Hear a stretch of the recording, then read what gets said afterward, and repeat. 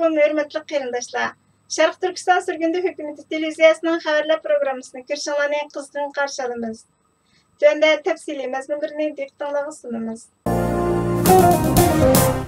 Saudiya Arabistani Xitayning Şərq Türkistanda yürgüzüb atqan irqiy qırğınçılığını qollab quvvatlagan dövlətlərning biri.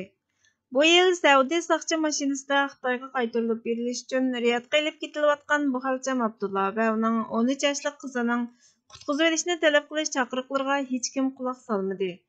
2020 yıl noyabrda diniy olim Hamdullah Veli və onun do'sti Nurmuhammad Ruzi Saudiya Arabistonda tutqun qilinib qamaldi. İnsan haqları təşkilatları Saudiya Arabistanını Uyğur və başqa türk xalqlarını qo'lga elish, chegirdan qo'g'lab chiqarib Xitoyga qaytarib berish bilan aybladi. Hamdullah Velining qizlari Sumayya və Nuriman 2 yildan beri İstanbuldagi Saudiya elchixonasining oldida dadasining qo'yib etilishini talab qilib faoliyat o'tkazdi. Yaqinda Biden Saudiya Arabistonini ziyorat qildi. CNN kanalining ziyoratini Hayit mezgilida qabul qilgan qizlar dadasining qo'yib berilishini talab qilib, Amerika inson haqlarini qo'g'daydi. Amerika prezidentining, Amerika hukumatining Uyg'urlar uchun ovoz chiqarganligiga rahmat. Biz Amerika prezidenti Joe Bidenning Saudiya Arabistondan dadamni va boshqa 3 nafar Uyg'urning qo'yib berilishini, ularning Amerikada panohlanish imkoniyatini yaratishni talab qilamiz dedi. Erkin Asiya Radiosu'nun 14 iyul günündeki xəbərə qaraganda şofersiz saqçı mashinalari atalmış Şinjanning Qarmay ko'chalarida charlash elib bormoqda ekan. Mutaxassislar mashinalarning atalmış Şinjandagi Uyg'urlarning haqlariga qarata boshqa bir tahdid elib keldiganligini aytdi. Xitoy yerlik saqçı mashinasini Qarmay shahrida sinab qilishga boshladi. Tunji qitim 2 oyda 5 mashina bozorga selingan bo'lib, u kundan e'tiboran hozirga qadar 20 mashina bozorga selindi. Qarmay kundalik gazetining 30 mart günündeki xəbərə qaraganda kichik charlığıcı deb atalgan bu mashinalarni Junke Tianjin Xinjiang Avaysa Alam uçurchaklik şirketi ishlab chiqargan. Xitoy taratqullarining xəbərə qaraganda uçqusuz ko'zlash charlash mashinalarining atalmış Xinjiangning hamma yeriga o'rinlashtirilishidan umid bor. Qarmay shaharlik saqchi idorasining boshlig'i Zhao Guoxin Xitoyning zuvani bo'lgan Xinhua agentligiga bu mashinalar shaharning asosliq mal sotilish markazlari, sayohat nuqtalari va bir qism o'ltiraq rayonlarni 24 soat charlayotidi.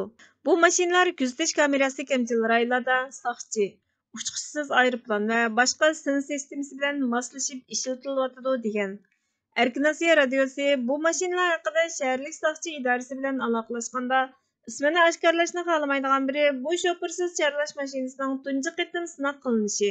Punktimizdagi antennani yiroqdan kontrol qilganimizda u o'zi charlashni davomlashtirdi. Uningga radar o'rnatildi. Agar tasodifiy voqea bo'lsa yoki u uzilib qolsa va yoki saqchilar signal ma'lum qilsa, u radar orqali bizga signal avatiladi dedi. Tangirtaq to'rbekisining xabariga qaraganda shofersiz charlash mashinasiga 8 kamera o'rnatilgan bo'lib, 360 gradus aylana oladi ekan. So'qilishga qarshi turish sinoziri qatorliqlarni o'z ichiga oladigan 20 xildan ortiq alayda iqtidorlari bor bo'lib, mashinalar sonliq ma'lumot to'plab va uni yuqori unum bilan yetkazadi ekan. Aqliy iqtidorli charlash mashinalariga yana chiroy tonish va iz qo'g'lash texnikasi o'rnatilgan bo'lib, atalmış Şinjandagi keng ko'lamli kuzatishning asosli sistemasi bo'lgan birlashma mashg'ulot supsiga gumonliq voqealarga oid uchurlarni to'plab avatadi ekan. Junke Tianjin texnika direktori Zhang Feng shofersiz kuzatish mashinasining tunji qitim Qarmayda sinab qilinganligini aytdi. Chunki shaharning sonliq ma'lumotlarni bartaraf qilish iqtidorining yaxshi ekanligini aytdi.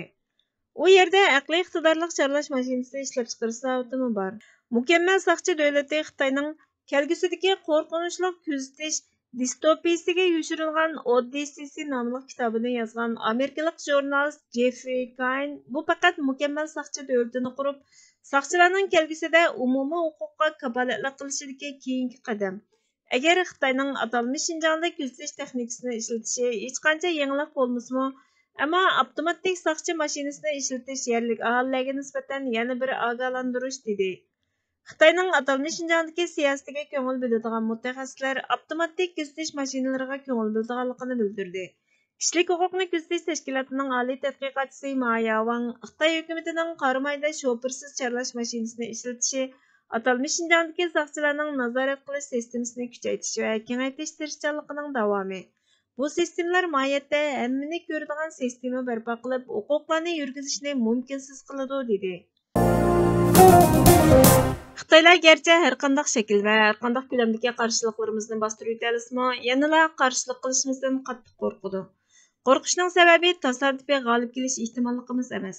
Qarshilik ro'yimizning yangilanib turishi, avlodlarga qarshilikning meros qilishi. Agar bizdan qarshilik chiqmay, bir-ikki avlod almashsa, shu holatga ko'nib qolamiz. Besilingan xalq ekanligimiz, Xitoylarning tajovuzchi ekanligi, bizning qarshilik qilish Xitoylarni haydab chiqarish haqqimiz, hatto majburiyatimizning borligi butunlay unutilib, go'yo mushundoq bo'lishga tegishlikdek ko'nib ketamiz. Bu mangu yo'qolish demakdir. Bu naqadar qo'rqinchli. Shuning uchun mazlum elning qarshiligi dushmandan ma'lum foyda undirib olish yoki dushmanga ma'lum shikast yetkazishdan ko'p, shu mazlum millatning o'z milliy ro'yini yanglashdan iborat bir natijani beradi. Şuna bundaq hareketlerini kütken neticini bermeydiken deb taşlap etmeslik gerek. Xulam Osman Efendi'nin Gogum namlıq romanıdan elindi. Hürmetli görürmenler, haberlerimizden kögün alay için köp rahmet. Keler kıtımkı programımız görüşkice Allah'a emanet bolgaysızlar.